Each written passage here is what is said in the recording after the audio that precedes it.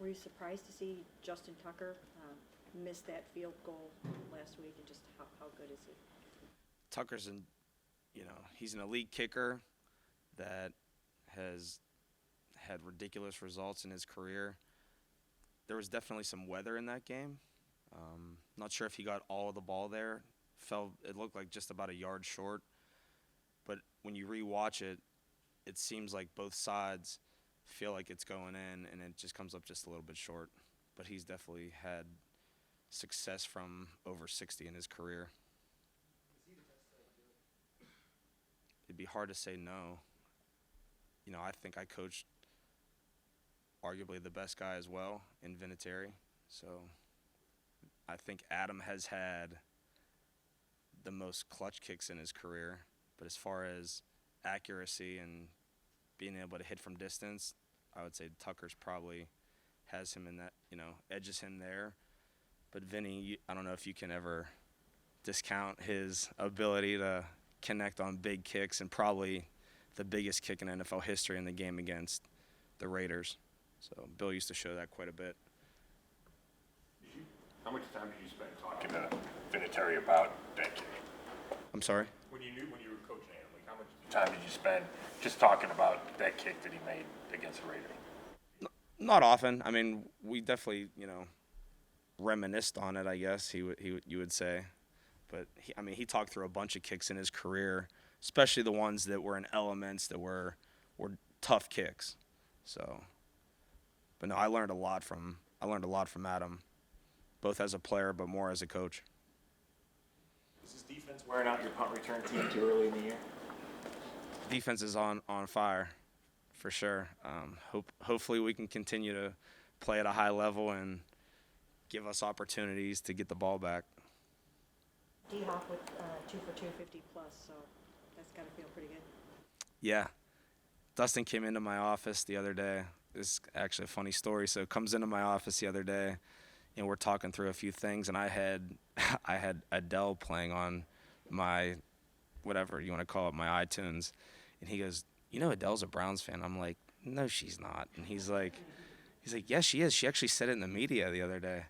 So it's pretty funny. But back to your question, I guess. No, he's been phenomenal. Those guys have done a great job with the operation, the timing, the consistency. Yeah, he's been great. There's a rival, Travis Kelce and Adele? I think she dates somebody from Cleveland. We got to get Tony I'm not into. Yeah, I think that's why she's a Browns fan. So hopefully we can continue to play well. Making the long ones. Did you know he had that kind of leg in him when you guys went and got him? Yes, he's got a big leg, and we knew that, and that was attractive to us for sure. Dustin has had a great career. He's hit a high percentage. I don't know what his career over 50 is, to be honest, but he's done well in both games and practice settings for us, so we're confident in his ability to hit from distance. So you didn't know heading in, you guys got him, that he was 15 for 30 on 50 plus? Not sure that I really did. I know that, look, statistically, I want to say, kicks over 50, it's almost about 50% regardless. So playing in elements, playing outside, everything factors into it. He's hit the ball well for us, so I'm confident in his ability. How would you assess your return game? I know it's real early, only a 3-week sample size, but have you seen some opportunities there, or just how do you feel the return game's going for you right now? I'd say we're off to a little bit of a slow start in the return game. Specifically the punt return. We got to do a better job of setting up on the ball and getting the ball downhill. Taking what they're going to give us, not trying to make too many not trying to get too much. Take what they're going to give you, and then those big plays will happen. I think we're kind of almost forcing it a little bit at this point. But I think Donovan will improve this week and going, moving forward. League-wide, the explosiveness in the return game doesn't seem to be there like it used to be. We used to have those prolific returners that you had to worry about week in and week out. What do you think has changed in the league? Why we don't see as many of those explosive returns anymore. I think to refute you a little bit, I think there's actually been quite a bit of explosive returns throughout the league to this, through the first 3 weeks. If you go back and look at the plays that have happened, there's been a handful of touchdowns already. There's some longer returns. I would say the punters have definitely given some returners fits at times. I think the punters have improved, but I don't think there's a lack of talent or speed or dynamic ability at the returner position. If you really go down through the entire NFL, every team has some type of weapon back there in some capacity, whether it's the kickoff returner or punt returner. So that's my opinion. Andrew Beck's kick return, the fullback from the Texans. I actually I talked to their coordinator was my assistant in Indy for 3 years, Frank Ross, and he said it was because I hadn't seen it at that point. I called him after the game and said, "Hey, I heard you guys returned a kickoff for a touchdown." He's like, "Dude, you're never gonna believe what happened." It is pretty wild. I'll show my guys that clip tomorrow. I do like a little NFL teach thing on Fridays where we can learn from other teams' mistakes and good plays. So it kind of like heightens everyone's awareness on how to, correct or be proactive in those types of situations. So pretty rare play, I would say. Duvernay such a dangerous punt returner? Speed. He's got speed. He can outrun anyone on the field. So we'll have to do a good job with our leverage in this game on him, being disciplined with our lanes and our leverage and coverage. That's going to be extremely important versus him. He's got speed. He's a really good returner. Are they like from the previous week that you're showing, or like how do you go about picking? Yeah, most times from the previous week. I'll look through just about every play that's been ran on teams throughout the league. Our video guys do a great job of categorizing them so I can get to them easy, and just looking for good things to teach off of, leverage, good tackling, things like that. And then you show, I'll show a good bit of penalties, like poor decision-making, good decision-making, things like that. So, yeah, most times it's from the previous week of ball. Bye week coming up, do you have the opportunity to kind of try to jumpstart the return game a little, figure something out in terms of personnel, give some guys new tryouts or anything? Yeah, I think Andrew and his crew, they do a really good job of always having a list of players available, and that's throughout the entire year. But I would say at this point right now, I don't feel like a change is imminent. I feel like we can get going there. I think we just got to take a little bit more detail into our approach and understand how we really have to attack and how we really have to, I would say how we really have to have the mentality to be able to get the ball downhill once we secure it. So we're not doing a great job of that at this point. Kind of some mistakes around the league. Harbaugh was talking about they made that fair catch after the safety and kind of gave the Colts a free time out there with a 2-minute warning. He said it was just a lack of communication. Do you guys as a coaching staff kind of go over clock things like that? And how much time does Kevin kind of spend with you guys on making sure that stuff is right? We did a handful of exercises, I think I told you guys, in the off season, exploring a lot of those situations and games that could arise. Dave does a good job for us with the communication in game, leading up to the game, throughout the week. Coach does a good job on Saturdays. He covers a handful of situations amongst the entire team so that everyone can see it. I try to do a good job on Fridays of showing similar situations. Hey, we would use a fair catch here. We would force a kick here. We would try to kick a touchback here. So there's so many situations that can arise throughout a game. You just want to be able to be prepared for when it does happen. It's like that, and you're not even thinking about it. So, unfortunately for Baltimore, they had a mishap. Fortunately for us, they lost the game. Bubba, with Dustin getting here, how have you just seen Corey and Charlie and those three working together to get everything down since he got here? It's been those guys have gotten along great. great relationship on this early part of the season for them. They all get along well. They all work hard. They're all professionals. I trust those guys, to do their job even when we're not like together and they're all on their own during practice and, in the weight room, whatever it is. They all have a great approach and, hopefully we can keep producing well. A couple of the guys on the defensive veterans this offseason said that when this team really clicks, it'll be because special teams has clicked. With the defense performing the way it has in these first couple of games, do you feel that kind of motivation to play at that same level as them? Definitely. And I think for us in the kicking game, how we're built, we use a lot of defensive players.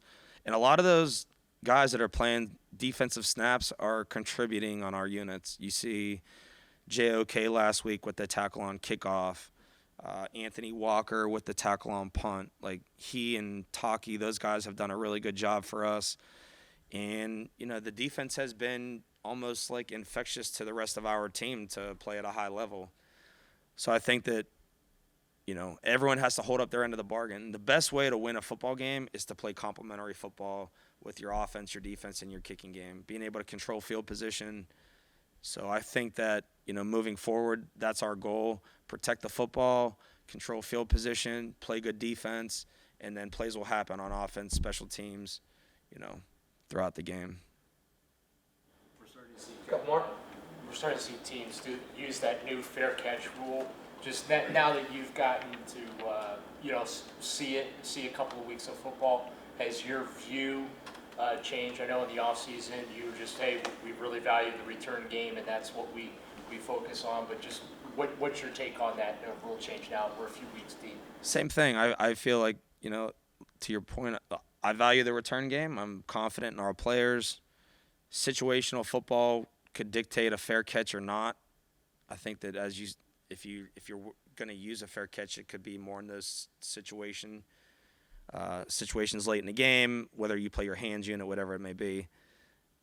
But I would say, playing in Cleveland when you have weather and there's elements, there's times where the ball is going to be short. When the ball is short, I want to return it. I don't want to fair catch it. So, Alex, can you give us a little idea, if you can, about how Deshaun may have hurt his shoulder and what the outlook is for maybe him practicing today or where that's Yeah, at? I think it came, I'm not exactly sure, one of the runs that he had, took a hit on the safety, but yeah, we'll see today. We'll see how he feels when we get out there, but we're confident he'll be able to go Sunday. We'll see how he's feeling today when we get out. What was that 10-yard run, you think, right before the Jerome TD? I believe so, yeah. Not exactly sure, to be honest with you. I know he got hit on it. Yeah. Knowing what you've seen of Deshaun so far, I mean, there's no way he's staying out of this game, right? I wouldn't expect that, no.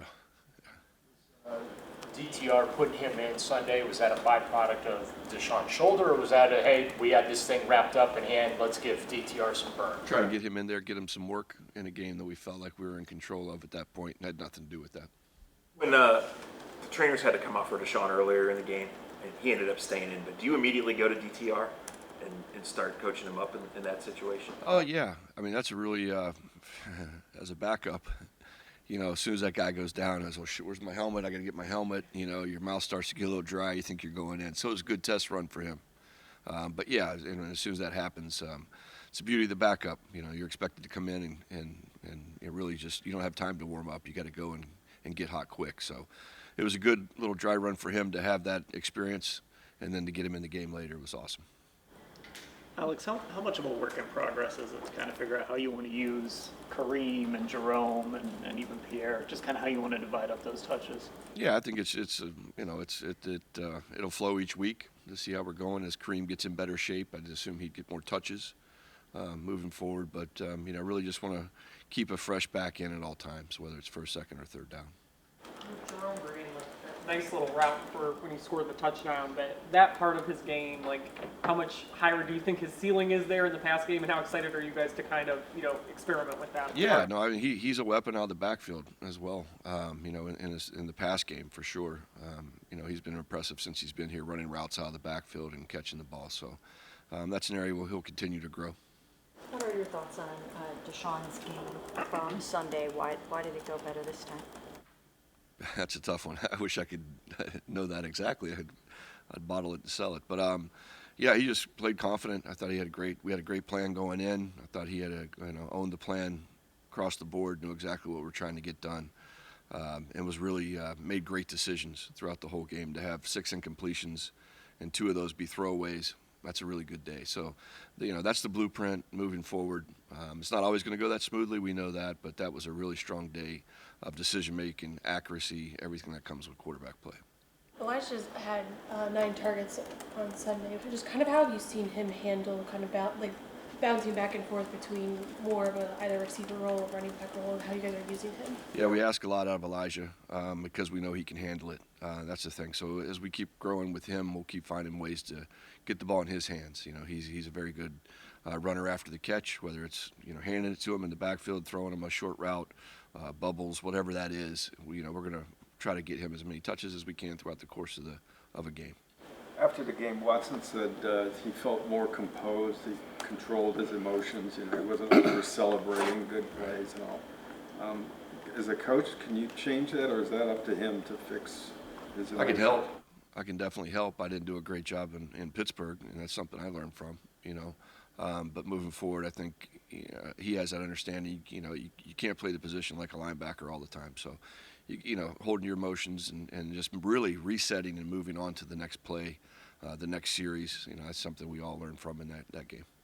Sean and Amari talked about the communication that they have on the field and how Amari has been able to kind of talk him through some things. As a coach, how important is that to have a guy that can kind of read the field for him and help him as the game plays out? Veteran receiver like Amari is awesome. Came to us very early in that game and said, hey, I think I can get by these guys outside. And he was right. So some of the routes that we had that were shorter, we adjusted and went to the deeper version of the routes, and it really paid off for us. But you're always going to listen to a guy like Amari. He's got a ton of experience.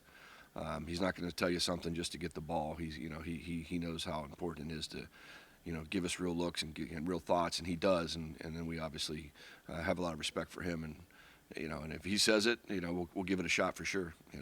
What would you have done differently in Pittsburgh to keep Deshaun a little bit more centered in that game? And I could have probably reset him a few more times than as opposed to just letting him be upset and angry, at times. So, I put that on myself as much as anything. That relationship that we have to have on game day has to be very, calm, and just going from play to play after each series and just talking through things and getting them ready for the next series. I could have definitely done better. Seen from the Ravens defense dealing with all the injuries, they had to make a bunch of adjustments there. Yeah, I mean they're beat up with the injury bug. It's just the way it goes in this league. They're good. They've been doing what they do for a long time within their scheme. They're tough to get ready for. There's just a lot. There's a lot of defense they put on the field, fronts, coverages, pressures, everything. So anytime you get ready for a Baltimore defense, you're going to spend the extra hours getting ready because they present you with a lot of different looks, and they're very sound in their scheme, and they understand what they're doing regardless if the starters are in there or not. It seems like you guys were force-feeding Elijah Moore a little bit Sunday. Do you guys think it's just a matter of time before he pops one with all his explosive ability? Oh, yeah, for sure. I do. I mean, he is dynamic with the ball in his hand. He's going to make guys miss at times, and he's got the speed to run away. So matter of time before he pops a big one. Even without Marlon, are those guys in the back end as physical as they usually are with the receivers? They are. 21 plays really physical on the left side. The guys on the right, they're kind of rotating in and out, but it's a physical defense. That's one thing we've talked about. Play a lot of man coverage at times, so we have to be able to beat man when they give us those opportunities outside. But they will definitely get up in your face at the line of scrimmage and make it tough for you to release. What are you seeing out of Clowney? How does he fit with that scheme over there? Good. I mean, he's a dynamic guy. He's explosive and quick and long. There's a lot of things that that he can be disruptive on, but he looks like the same guy. The Hamilton blitzed a lot from the nickel position. I know he didn't practice yesterday, but is that something? Was it a one-game thing you think for them? He didn't show it, I don't think, before that. Yeah, no, I don't think. I think they're kind of feeling through their injuries as well. I mean, he was playing safety earlier in the season, then with the injury, moved down into the nickel spot, and I think they feel like he's a good blitzer, and he is. So they're probably just playing to his strengths.